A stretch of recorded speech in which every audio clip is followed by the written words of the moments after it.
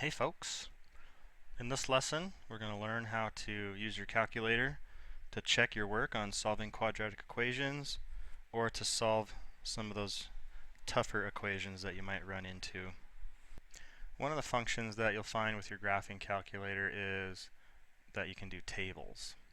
So what we're going to do is we're going to first get this quadratic equation into standard form, which means we need it to say equals 0 on one side. So what I'm going to do is subtract 2 from the right side and then also from the left side, and I'll put it under the 14 because they're like terms. And then I got a negative 2x, so I need to add 2x to both sides. So I'll add 2x under the 30x because they're like terms. And then 5x squared, 30x plus 2x is 32x. 14 minus 2 is 12. And then on the right side, 2 minus 2 is 0. Negative 2x plus 2x is 0. So that side is 0. So this is our standard form. So now what I can do is I can use my calculator's table feature to find the zeros. So in my graphic calculator, I'm going to click on y equals. So I can input my function here. So 5x squared plus 32x plus 12.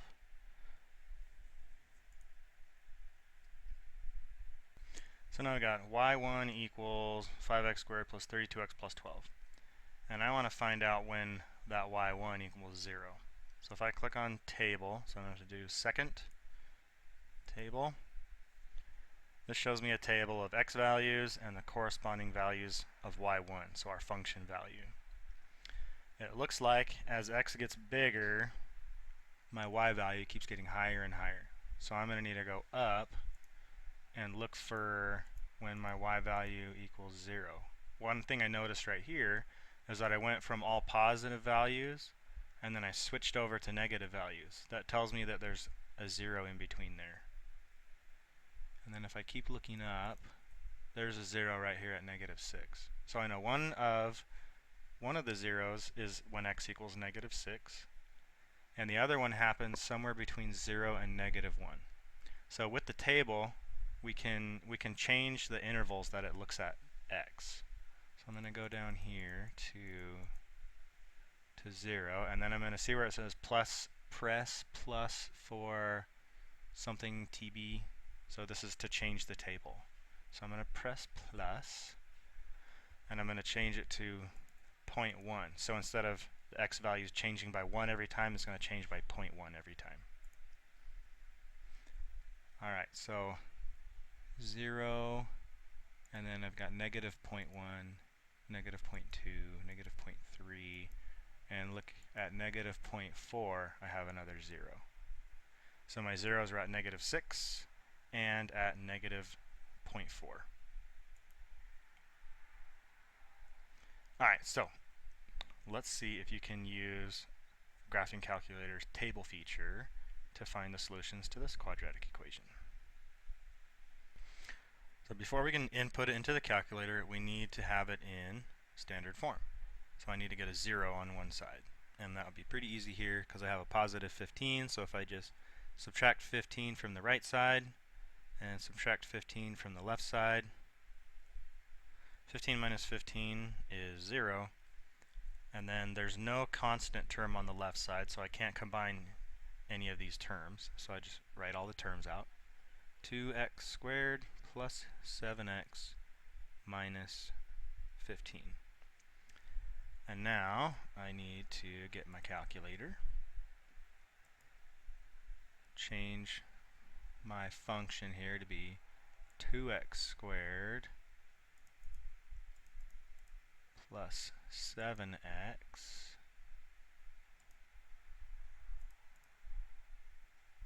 minus 15.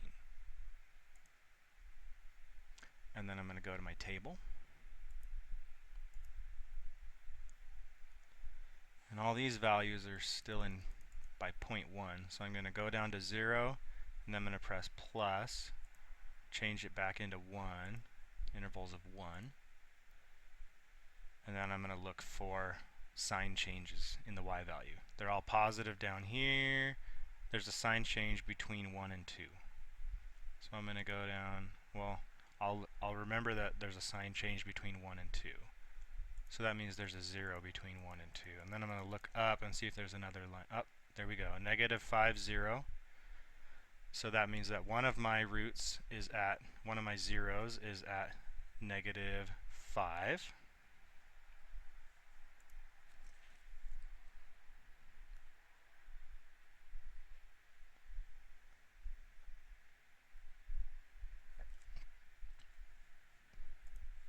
And now to get a better look at the other one, I'm going to go down to 2, and then I'm going to change my x intervals to 0.1.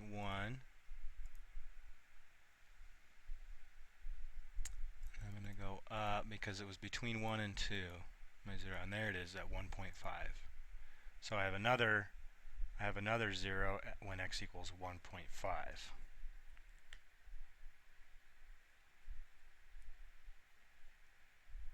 So there we go. Alright, so now we're going to look at another method, which is by graphing it.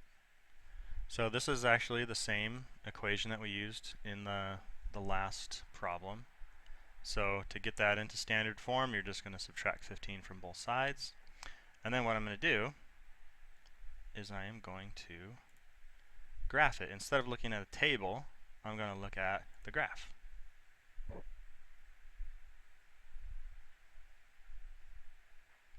Alright, so then just to make sure I'm still using the right equation, 2x squared plus 7x minus 15.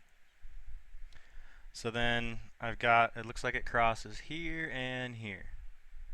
And we figured out that they were negative 5 and 1.5, but is there a way to have the calculator tell us exactly? Well, there is. See this blue word right here? It says calc. We're going to do second calc. And then we're going to do number 2 here, which is 0. We're going to find the zeros. So, first it asks us for a left bound. It likes to find one root at a time. So what you want to do is, you want to move the cursor to where it's to the left, where you think to the left of that intercept is. So I'm going to pick over here. And then it asks for a right bound. So I'm going to move it to the right of that. And then hit enter again, and then hit enter again, and it tells me the 0 is when x equals negative 5, y equals 0. So then I'm going to do it again for the other side. Second calc, 0.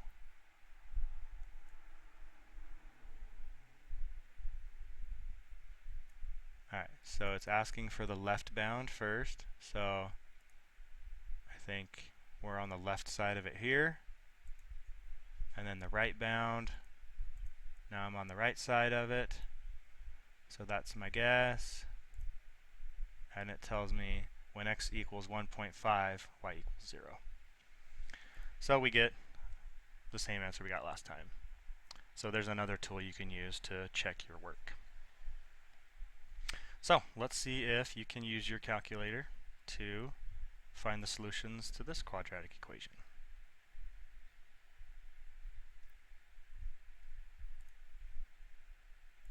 So first we need to, this is already in standard form, so I just need to input this equation into my calculator. So instead of 2x squared, it's just x squared plus 2x minus 24.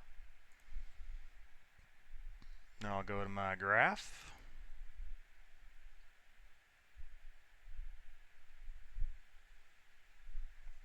And I'll do second calc.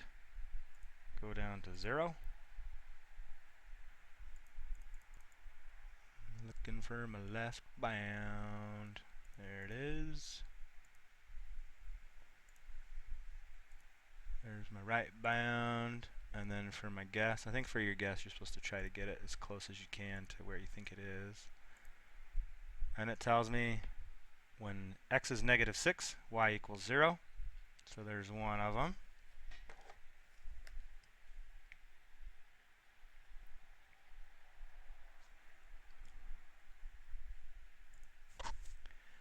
And then find the other one. Move it on over.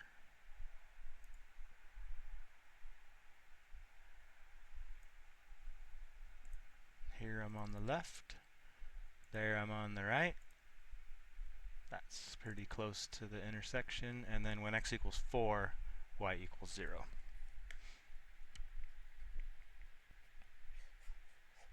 Coolio. Alright, so now in the south they have these frog jumping competitions. And you can model the flight of any object with a quadratic function. So the height of the jump is 0 when he starts the jump, boing, goes up in the air, and then it's 0, the height is 0 again at the end. So we want to find the zeros of the function because it'll tell us the x value where he started and the x value where he ended, and then we'll know how far he jumped. Now I can by hand, I can do, this is my b, this is my a, I can do negative b over 2a, and that would give me the x value right in the middle. And then I could multiply that by 2 to get how far they got, as long as I was starting at 0. Which I am, because if you put in a 0 for x, that makes this 0, and that makes this 0, which makes y 0, so you know we're starting at 0, 0. So that would work, and then I could check my work with the calculator. Let me do that work. Negative b over 2a. I'm going to do negative b, so negative 0.59 over, so this is x equals negative b over 2a. That gives you the x value of the vertex. It also gives you the axis of symmetry for the graph. So negative b over 2 times a, which is negative 0.029er. So that's negative 0.59 over 2 times 0.029 is 0.058. So this is negative 0.058. And when I divide those, 0.59 divided by 0.058 is about 10.17, we'll call it. So x equals 10.17. That means 1, 2, 3, 4, 5, 6, 7, 8, 9, 10.17. So this graph isn't good. So we'll say this right here is about 10.17, which means that how far is it over here? It's twice as far as that because the axis of symmetry goes down the middle. So 10.17 times 2 is 20.34. So right here is about 20.34. Okay, so we can use a calculator to check that work, can't we? Well, we sure can. What we're going to do is we're going to plug in this here function. Make sure when you're putting in a negative number, you use the negative button and not the minus button. So negative 0.029 x squared, negative 0.029 x squared plus 0.59 x. I'll go to my graph.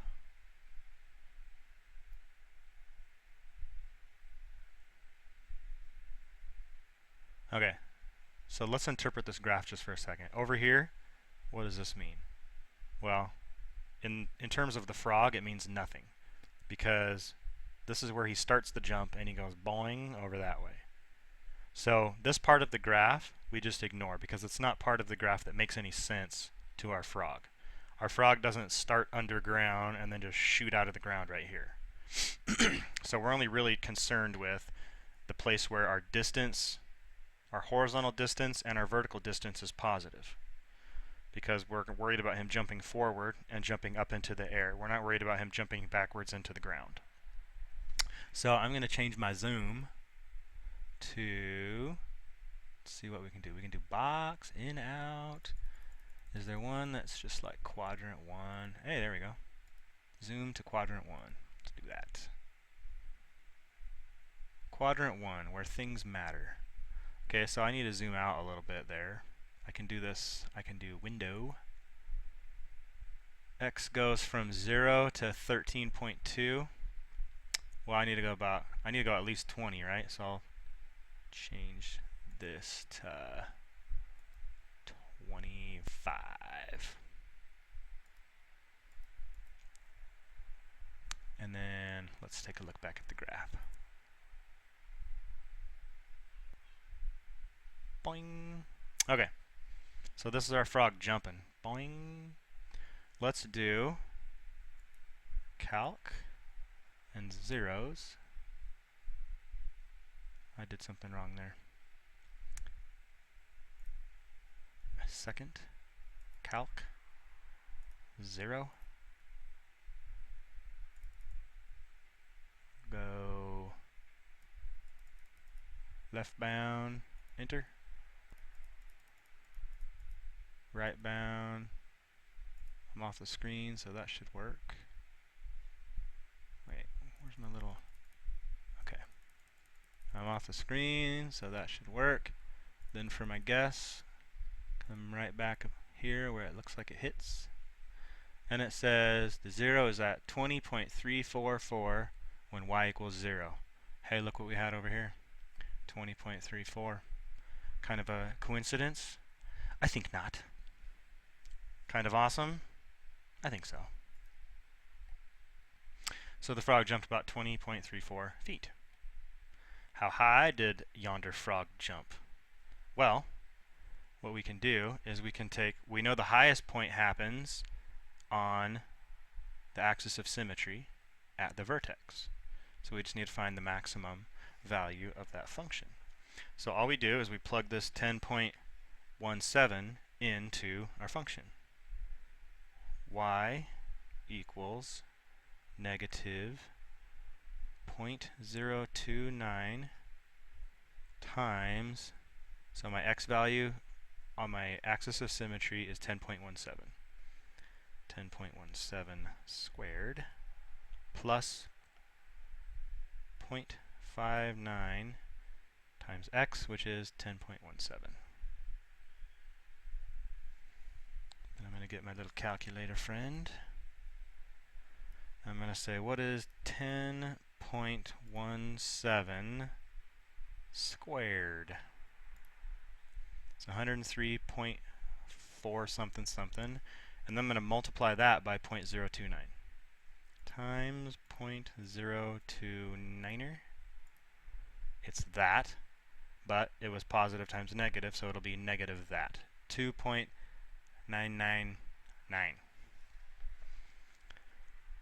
So y equals negative 2.999 plus 0.59 times 10.17.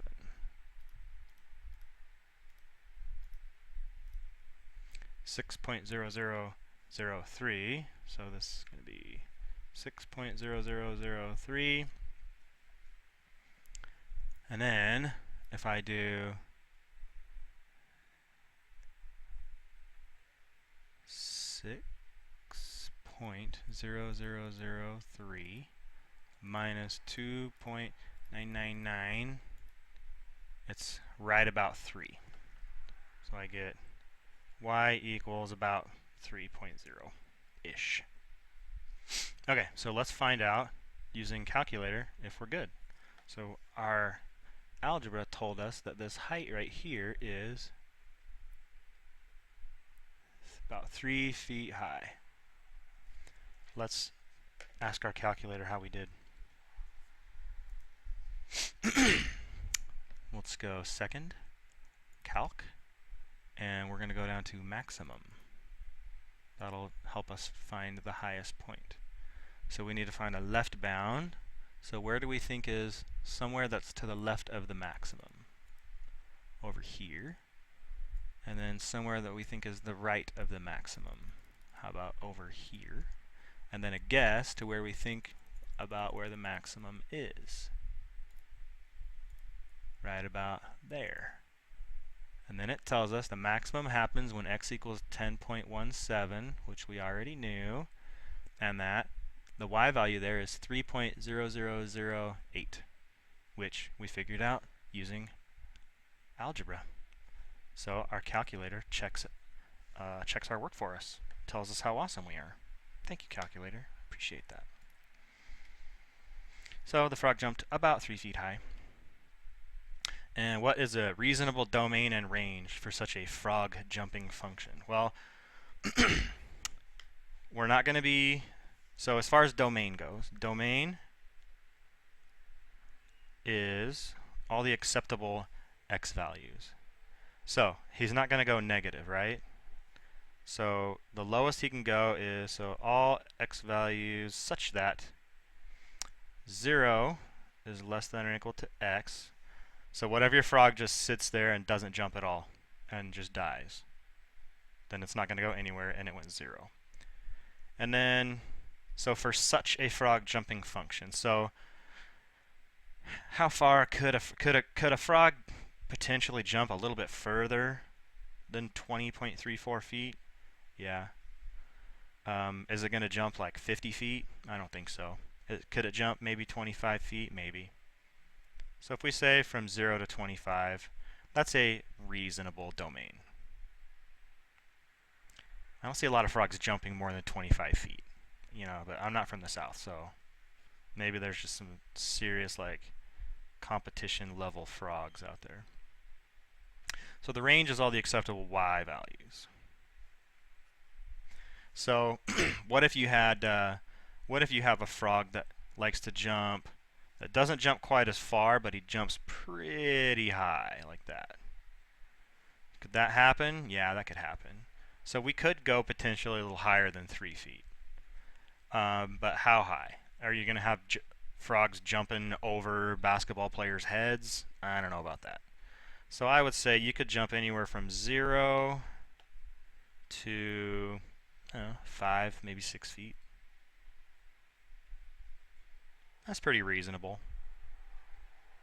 So if you put for your domain, x can go from 0 to 30, that's also reasonable. If you put from 0 to 23, that's reasonable. If you put from 0 to 5, that's probably reasonable for the height, for the range. Those are all reasonable. But if you go like the height from like -10 to 20, that's not reasonable because you can't jump underground. And I don't know any frogs that are going to jump 20 feet in the air. That's just not reasonable. That's the end of the lesson. I hope you liked it. It had frogs in it.